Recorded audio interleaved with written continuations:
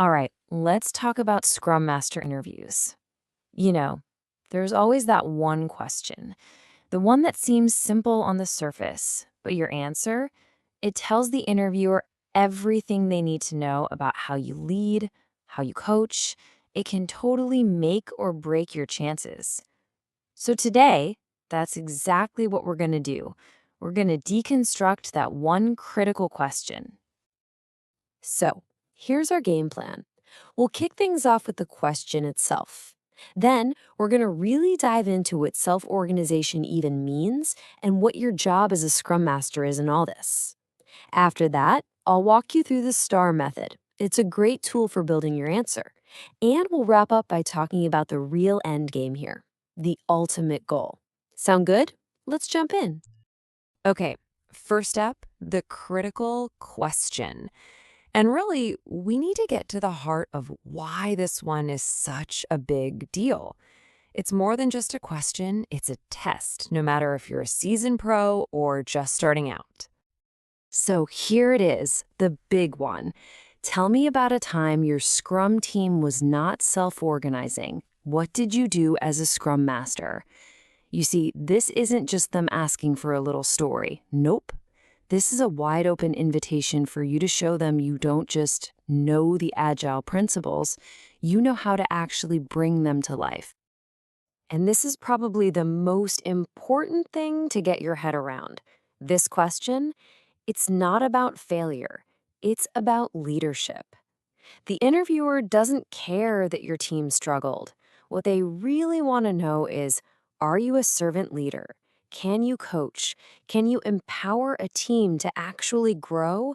Or are you just going to step in and manage the problem for them? All right, so if you're going to nail this answer, you have to be absolutely crystal clear on this core concept. So let's decode it. What are they really asking about when they say self organization? At its core, it's all about autonomy and ownership. The Scrum Guide puts it pretty simply. A self organizing team is one that chooses for itself how to get the work done. They're not just sitting around waiting for a manager to hand out tasks or tell them the answer. No, they own the how. That's the key. And you can really see the difference in how these teams behave, right? On one side, you have the directed team. They're pretty passive. They wait for tasks. If something goes wrong, it's someone else's fault. They're always looking for direction. But then you look at a self organizing team.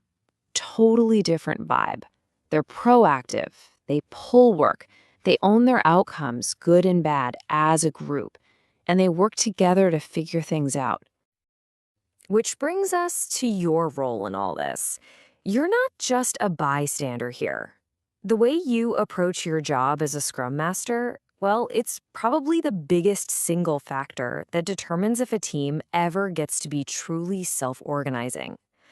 You're a coach, not a commander. Really, it all comes down to this one simple question you have to ask yourself. Are you a manager or are you a servant leader?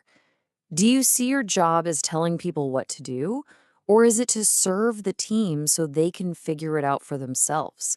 Because believe me, how you answer that is going to shape every single thing you do. And it's so easy to fall into these common traps, these anti-patterns. If you're the one assigning tasks to people, you're stealing their opportunity to collaborate. If you jump in and solve all their problems, you're just teaching them to be dependent on you. And every single time you make a decision for the team, you're chipping away at their autonomy. So, what's the alternative?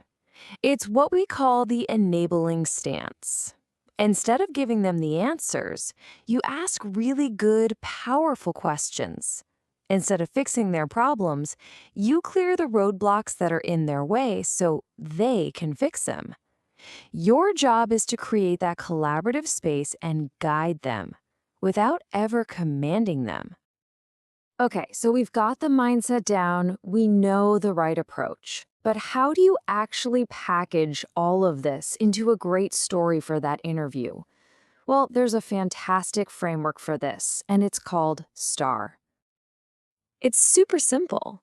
STAR stands for situation, task, action, and result.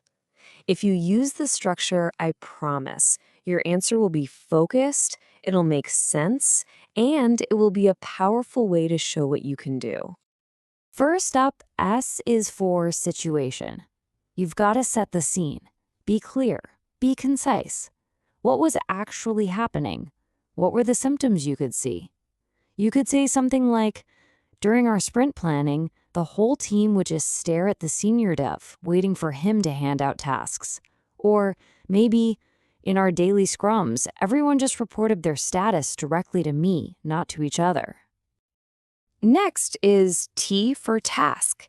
This is where you describe your objective. And listen, you have to be really careful with your wording here.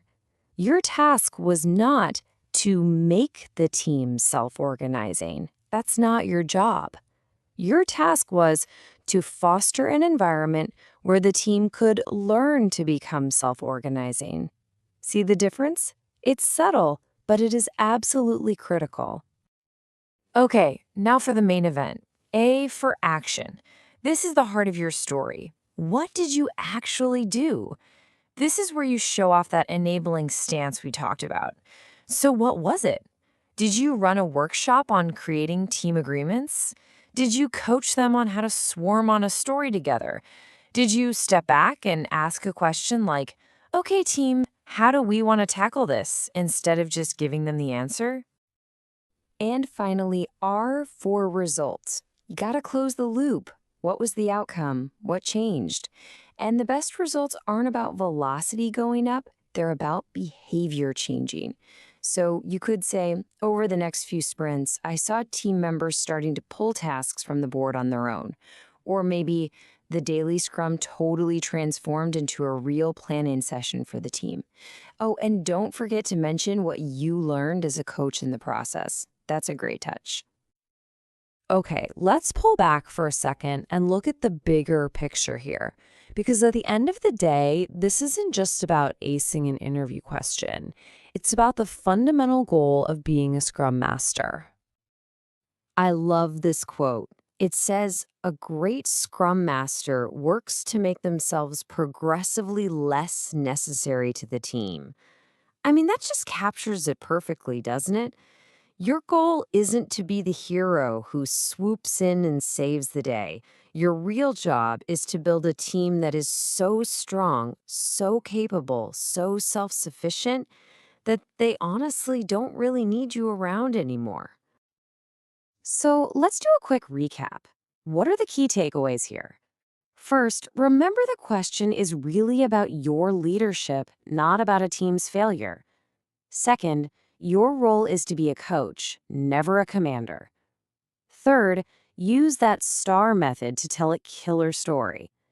And finally, make sure your actions are all about enabling the team, not directing them. And I want to leave you with this final thought. The real goal here isn't just to get good at answering an interview question. It's to become the kind of Scrum Master who lives and breathes these principles.